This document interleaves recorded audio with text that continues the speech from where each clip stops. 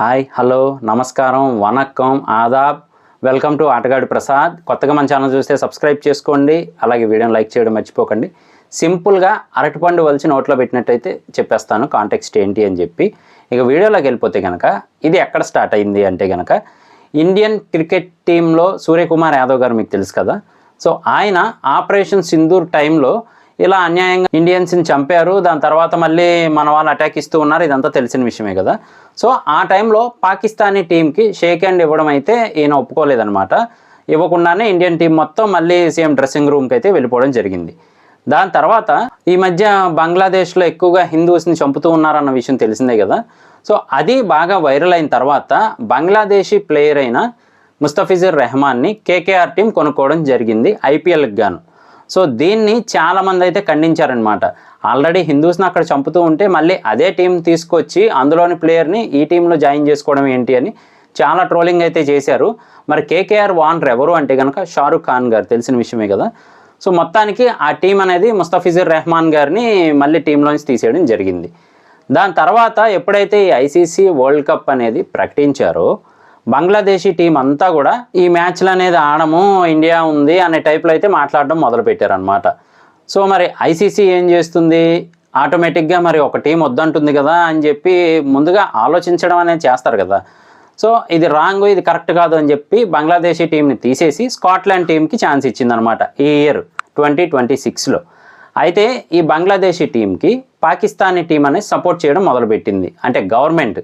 So వాళ్ళు అంటున్నది కరెక్టే, మేము ఇండియాతో అసలు మ్యాచ్లు ఆడము అని చెప్పి.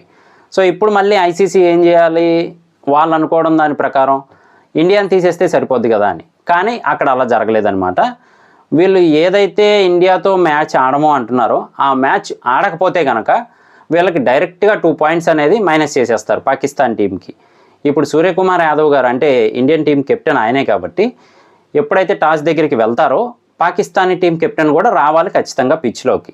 అలా కాకుండా మేము రాము, అసలు మ్యాచే ఆడము అంటే కనుక వాకోవర్ కింద డైరెక్ట్గా పాయింట్స్ అయితే ఇస్తారు, అలాగే ఇండియా ఆ మ్యాచ్ విన్ అయిపోయినట్టు ప్రకటించేస్తారు.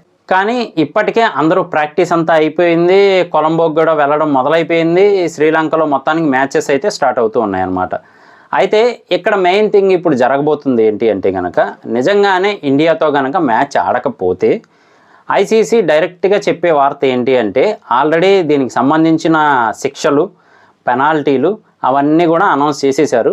ఏంటి అంటే కనుక మనకి ఇండియన్ ప్రీమియర్ లీగ్ ఐపీఎల్ తెలుసు కదా.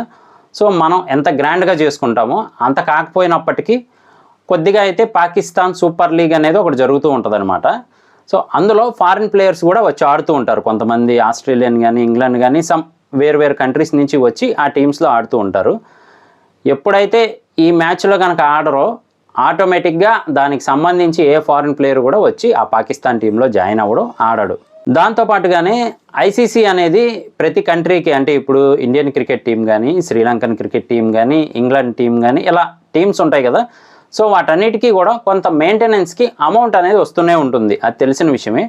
అదనేది 1 రూపీ కూడా రాదనమాట పాకిస్తాన్ టీం. దానికి తోడుగా డిసిప్లినరీ యాక్షన్ కింద, అంటే ఆటగాళ్ళు డిసిప్లిన్ పాటించలేదు అనే యాక్షన్ కింద వాళ్ళు ఆడే మ్యాచ్ ఫీజు ఏదైతే ఉంటుందో, అంటే ప్రతి మ్యాచ్కి ఫీజు అనేది పే చేస్తారు ప్లేయర్కి. ఇప్పుడు సపోజ్ ఒక ప్లేయర్ ఉన్నాడు, 10 lakhs ఇస్తారనుకోండి మ్యాచ్ ఫీజు కింద ఆడినందుకు గాను. దాంట్లో 10% నుంచి 100% వరకు ఐసీసీ ఇష్టం అనమాట, ఎంతైనా కోత విధించవచ్చు. 10 లక్షలు తీసేసుకొని ఫ్రీగా ఆడించవచ్చు కూడా, అది ఐసీసీ చేయాలనుకుంటే. సో అదనేది వీళ్ళకి పడుతుంది. అంతేకాకుండా ఇలాంటిది ఏదన్నా జరిగినా లేదా మ్యాచ్ ఫిక్సింగ్ ఇదంతా జరుగుతుంది అనే ఏమన్నా తెలిసినా 5 years నుంచి జీవితకాలం వరకు వాళ్ళకి శిక్ష కూడా వేయచ్చు ఐసీసీ. సరే ఇదంతా ఓకే. నెక్స్ట్ అసలు ఏంటి అంటే కనుక ఆల్రెడీ పాకిస్తానీ గవర్నమెంట్ ఏదైతే ఉందో దానికి ఫండ్స్ కానీ, లేదంటే అసలు గవర్నమెంట్ని రన్ చేయడానికి లేదా పబ్లిక్ని మెయింటైన్ చేయడానికి వాళ్ళకి కావాల్సిన నీడ్స్ తీర్చడానికి కూడా మినిమం మనీ అనేది లేదనమాట. ఆల్రెడీ ఈ విషయాన్ని ఆ పాకిస్తానీ ప్రెసిడెంటే ఓపెన్గా చెప్తూ ఉన్నారు. దీని తర్వాత ఏం జరుగుతుందయ్యా అంటే కనుక ఇలాంటి ప్రవర్తన కనుక ఇండియాతో చేస్తుంది అని తెలిస్తే మిగతా కంట్రీస్ ఏవైతే ఉన్నాయో అవి అప్పు ఇచ్చే సిచ్యువేషన్ కూడా ఉండదు మ్యాక్సిమము.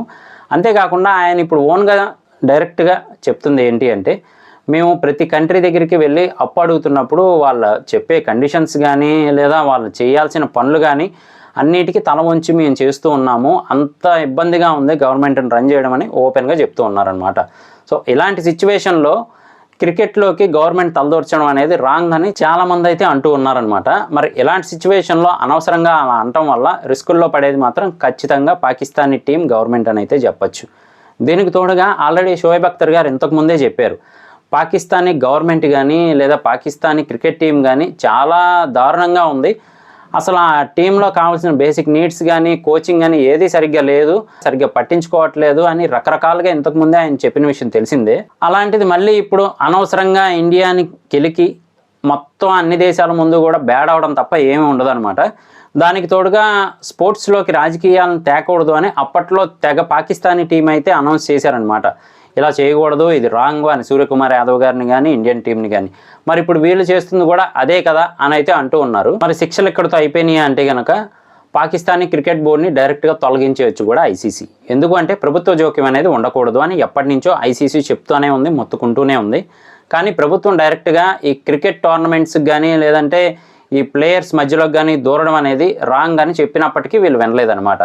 సో ఇది కనుక ఐసీసీ సీరియస్గా తీసుకుంటే పాకిస్తానీ క్రికెట్ బోర్డుని మొత్తంగా తొలగించవచ్చు కూడా, అది వాళ్ళ చేతుల్లో ఉంది. సో మరి ఈసారి ఏమవుతుంది అనేది మాత్రం మనం వెయిట్ చేసి చూడాల్సిందే. మరి ఓవరాల్గా క్లియర్గా మీకు ఎక్స్ప్లెయిన్ చేశాను కదా, మీరేమనుకుంటున్నారు? ఈసారి పాకిస్తాన్ వచ్చి ఖచ్చితంగా ఇండియాతో ఆడుతుంది అనుకుంటున్నారా, లేదా ఐసీసీ గట్టి యాక్షన్ తీసుకుంటుంది అనుకుంటున్నారా? మీరేమనుకుంటున్నారా అనేది మాత్రం కింద కామెంట్ చేయడం మర్చిపోకండి. ఇలాంటి పర్ఫెక్ట్ వీడియోలు ఎప్పటికప్పుడు వస్తూనే ఉంటాయి మన ఆటగాడి ప్రసాద్లో. మిస్ అవ్వకుండా ఉండాలంటే మన ఛానల్ సబ్స్క్రైబ్ చేసుకోండి, అలాగే వీడియోని లైక్ చేసి సపోర్ట్ చేయండి. రెగ్యులర్గా కొంచెం చూస్తూ ఉండండి, డైలీ వ్లాగ్స్తో పాటు ఇలాంటివి కూడా వస్తూ ఉంటాయి, అదిరిపోతుంటాయి అని చెప్పొచ్చు. సో ఇదన్నమాట వీడియో. నేను మీ ఆటగాడి ప్రసాద్, మళ్ళీ నెక్స్ట్ వీడియోలో కలుస్తాను. Love you all, thank you.